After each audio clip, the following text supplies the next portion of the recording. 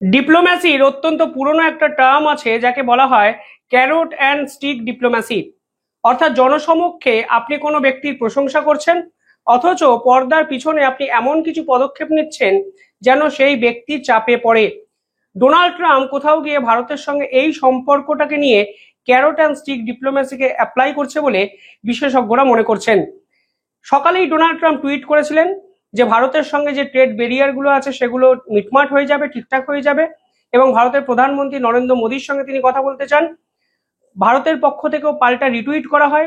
প্রধানমন্ত্রী নিজে বলেন ভারত এবং আমেরিকার সম্পর্ক আগের মতো জায়গায় ফিরে আসবে। কিন্তু এর পরেই আমরা গোটা দুপুরে এমন কিছু খবর এবং ডেভেলপমেন্ট দেখলাম যা কিন্তু পরিষ্কার করে দেয় যে ডোনাল্ড ট্রাম্প আসলে দ্বিচারিতা করছেন। বিবিসির মতো সংবাদপত্র একটি খবর আমাদের সামনে প্রকাশ করেছে, সেখানে ডোনাল্ড ট্রাম্প নাকি পরিষ্কারভাবে ইউরোপীয় ইউনিয়নকে হুঁশিয়ারি দিয়ে বলেছেন অবিলম্বে ভারত এবং চীনের উপর 100% ট্যারিফ লাগাতে হবে। অর্থাৎ মুখে একটা রাষ্ট্রের নায়ক শাসক বলছে ভারতের সঙ্গে তিনি সম্পর্ক ভালো করতে চান, চুক্তি করতে চান, যে সমস্যাগুলো আছে সেগুলো মেটাতে চান, অন্যদিকে ভারতের বিপক্ষে তিনি এমন কিছু ষড়যন্ত্র ফের করছেন যা কিন্তু ওই রাষ্ট্রটি অর্থাৎ ভারত চাপে পড়তে বাধ্য হবে। অর্থাৎ এই যে দ্বৈত সত্তা একটা জিনিস পরিষ্কার করে দেয় যে এই ডোনাল্ড ট্রাম্প ভরসাযোগ্য নন। কোনোভাবেই এই ডোনাল্ড ট্রাম্পকে আর ভরসা করে ভারত নিজের রোডম্যাপ তৈরি করতে পারে না। পাশাপাশি আমেরিকার পক্ষ থেকে ভারতের সঙ্গে কথাবার্তা বলা ফের একবার শুরু হয়েছে, এটা বাস্তব। যে খবর সামনে এসছে সেখানে বলা হচ্ছে ভারতের পক্ষ থেকে মিস্টার রাজেশ আগরওয়াল তিনি আমেরিকা সফরে যাচ্ছেন এবং ফের একবার ট্রেড টক নতুন করে রিওপেন হবে। অর্থাৎ এক্ষেত্রে একটা পজিটিভ বার্তা কিন্তু উঠে আসছে আমেরিকা ভারতের দুপক্ষের পক্ষ থেকেই। কিন্তু পাশাপাশি ইউরোপীয় ইউনিয়নকে দিয়ে ভারতকে চাপে রাখার খেলা কিন্তু ডোনাল্ড ট্রাম্প করছেন। কোন ইউরোপীয় ইউনিয়ন? যে ইউরোপীয় ইউনিয়ন ডোনাল্ড ট্রাম্পকে পাত্তা না দিয়ে তাদের দুজন ট্রেড কমিশনারকে এ সপ্তাহ শেষে ভারতে পাঠাচ্ছেন এবং এই ডিসেম্বরের মধ্যে ভারত এবং ইউরোপীয় ইউনিয়ন অর্থাৎ 27টা দেশ, ইউরোপের 27টা দেশের সঙ্গে মেগা ট্রেড এগ্রিমেন্ট কিন্তু কমপ্লিট হবে, এই রকম ধারণা কিন্তু করা হয়েছে। ইউরোপীয় ইউনিয়নের সেক্রেটারি বারবার ভারতের প্রধানমন্ত্রীকে ফোন করেছেন এবং দুপক্ষ লং টার্ম জিওপলিটিক্যাল গোলের জন্য একসঙ্গে কাজ করবে তা অঙ্গীকারবদ্ধ করা হয়েছে। এই প্রেক্ষাপটে দাঁড়িয়ে ইউরোপীয় ইউনিয়নকে দিয়ে ফের ভারতকে চাপে রাখার চেষ্টা করছেন। কখন? যখন ভারতের পক্ষ থেকে এক প্রতিনিধি দল আমেরিকাতে যাচ্ছেন, যে খবর অফিসিয়ালি সামনে এসছে। পাশাপাশি ডোনাল্ড ট্রাম্পের প্রশাসনের পক্ষ থেকেও একটি খবর আমাদের সামনে আনা হয়েছে, সেখানে বলা হয়েছে 17 থেকে 18 সেপ্টেম্বর ডোনাল্ড ট্রাম্পের দেশ থেকে এক প্রতিনিধি দল ভারতবর্ষে আসছেন এবং ইউএস ডেলিগেশন যে টিম আসছে তাদের কাজই হবে ভারতের সঙ্গে যে ট্রেড ব্যারিয়ার গুলো আছে সেগুলো সলিউশনের জায়গায় নিয়ে যাওয়া এবং এক্ষেত্রে একাধিক ডিফেন্স চুক্তি নিয়ে কথা হবে। ডিফেন্স যে ডিলগুলো হয়ে আছে সেগুলো এক্সিস্টিং ডিলগুলোর ভবিষ্যৎ কি হবে সেগুলো নিয়ে কথা হবে এবং সেই পার্টিকুলারলি এগ্রিকালচার এবং সোয়াবিন কিংবা ডেয়ারি ওরিয়েন্টেড যে প্রোডাক্ট যেখানে জটিলতা আসল জায়গায় আটকে আছে সেই পুরো বিষয়টা মীমাংসা করার একটা চেষ্টা ভারতের পক্ষ থেকে কিন্তু করার চেষ্টা করা হবে এবং আমেরিকার প্রতিনিধি দল ধরেই নেওয়া যায় তারা ভারতের সঙ্গে এই পুরো বিষয়টার সমস্যা সমাধানের জন্যই আসছেন ভারতে।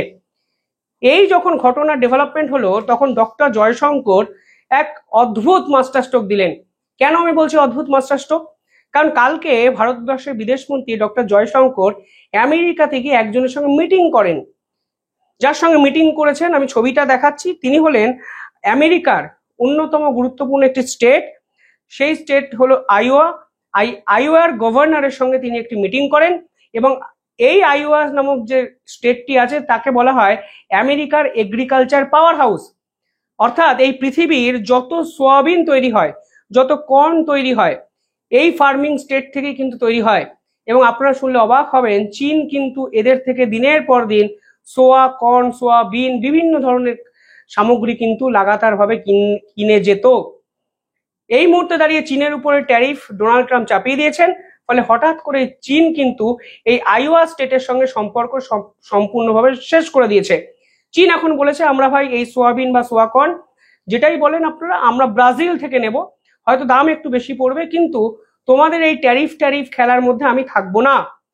ফলে ডোনাল্ড ট্রাম্পের কাছে এই আইওয়া স্টেটের যে গভর্নর তিনি শরণাপন্ন হন এবং পরিষ্কারভাবে ভারতকে অনুরোধ করেন যে এই ধরনের সোয়াবিন যেন ভারত এই আমেরিকা স্টেট থেকে কেনে।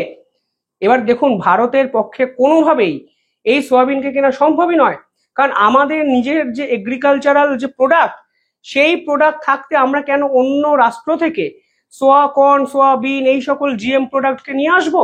ফলে ভারত কিন্তু পরিষ্কার করে দেয় যে কোনোভাবেই জেনেটিক্যালি এই মানে ম্যানুফ্যাকচার্ড এই ধরনের সোয়াবিনকে আমরা কোনোভাবেই নিয়ে আসতে পারবো না, এবং আমরা আমাদের যে নীতি সেখানে কিন্তু বদ্ধপরিকর থাকবো। কিন্তু এক্ষেত্রে ভারত আরেকটি অল্টারনেটিভের কথা বলে। দেখুন, এই মুহূর্তে ভারত কিন্তু বিশ্বের সোয়াবিন অয়েলের ওয়ার্ল্ড লার্জেস্ট ইম্পোর্টার। আমাদের দেশে সোয়াবিন তৈরি হয়, কিন্তু সোয়াবিন তেল কিন্তু আমরা বাইরে থেকে কিনে আনি। ফলে ভারত পরিষ্কার বলে, আমরা তোমাদের দেশ থেকে সোয়াবিন নেব না, কিন্তু যদি আমরা ইনভেস্ট করে এই সোয়াবিনকে সোয়াবিন তেলে পরিণত করি তাহলে আমরা এখান থেকে সোয়াবিন অয়েল নিতে পারি, অর্থাৎ সোয়াবিন তেল নিতে পারি। পাশাপাশি বিভিন্ন ক্ষেত্রে তিনি আরো কিছু অফার দেন, যার মধ্যে উল্লেখযোগ্য হলো এই মুহূর্তে আপনাদের এখানে যে কর্ন তৈরি হয়, অর্থাৎ ভুট্টা যে তৈরি হয়, সেই কর্ন বেসড ইথানল যদি আপনারা এটাকে কনভার্ট করে দেন তাহলে ভারত ইনভেস্ট করতে পারে। অর্থাৎ আমাদের দেশের কর্ন ইন্ডাস্ট্রিরও ধাক্কা লাগলো না, আমাদের দেশের সোয়াবিন ইন্ডাস্ট্রিরও ধাক্কা লাগলো না, এবং আমরা আপনাদের থেকে সোয়াবিন তেল এবং কর্ন বেসড ইথানল, যেটা আপনাদের দেশে একমাত্র হয়, সেইগুলো কিন্তু ইম্পোর্ট করতে পারি। আমরা এই রকম একটা সেটেলমেন্টে আসতে পারি, তাহলে আপনারাও খুশি হবেন, আমরাও আমাদের চাহিদাটা পূরণ করতে পারবো।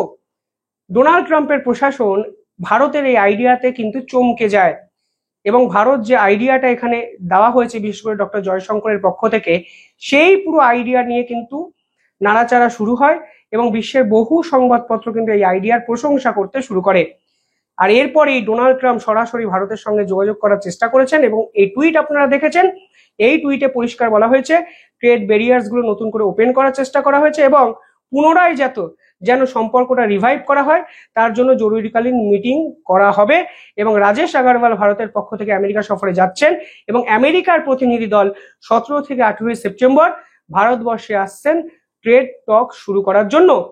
এই প্রেক্ষাপটে দাঁড়িয়ে বিবিসি সহ বিশ্বের ব্লুমবার্গ একাধিক সংবাদপত্রে খবর এসছে যে ইউরোপীয় ইউনিয়নকে ভারতের উপর 100% ট্যারিফ চাপাতে নির্দেশ দিয়েছেন ডোনাল্ড ট্রাম্প, যা কিন্তু সত্যি চমকপ্রদ এবং ডোনাল্ড ট্রাম্পের দ্বিচারিতাকে ফের একবার স্পষ্ট করে। এখন প্রশ্ন হলো, ভারত কি করবে? ভারতের কি করা উচিত? ভারতের কি অ্যাগ্রেসিভলি এগিয়ে যাওয়া উচিত, কথাবার্তা শুরু করা উচিত, নাকি পিছিয়ে আসা উচিত এবং ডোনাল্ড ট্রাম্পকে বুঝিয়ে দেওয়া উচিত তুমি সামনে আমাদের প্রশংসা করছো আর আমাদের পিছনে যেভাবে ছুরি মারার চেষ্টা করছো তা মোটেই এক্সপেক্টেড নয়। যাই হোক, অনেক আপডেট আসবে, আপডেটেড ভিডিও আমি আপনাদের জন্য নিয়ে আসবো। দেখতে থাকুন দ্য ইন্ডিপেন্ডেন্ট বেঙ্গল। ধন্যবাদ।